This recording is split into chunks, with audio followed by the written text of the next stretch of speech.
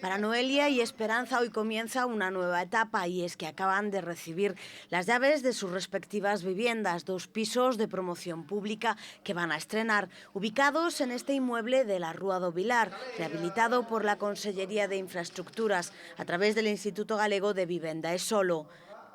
A día de hoy, la Xunta de Galicia tiene en marcha otras 14 nuevas viviendas protegidas en la ciudad. Vamos a seguir nesta línea, máis ou menos ao redor de xaneiro, febreiro, tamén entregaremos as chaves de 8 vivendas no barrio de Covadonga e esperamos que nos próximos meses tamén, sin poder ainda concretar ben a data, entregaremos 3 en Cervantes e outras 3 na Rúa do Vilar.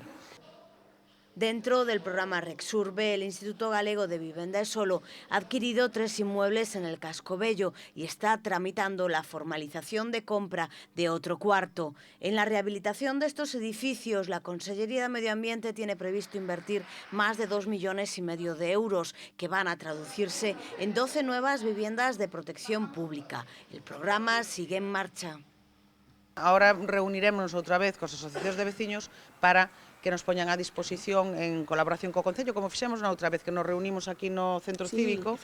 cos veciños da zona para que poñan a disposición ou nos poñan en coñecemento inmobles tamén que nos queiran facilitar a adquisición por parte da Xunta de Galicia.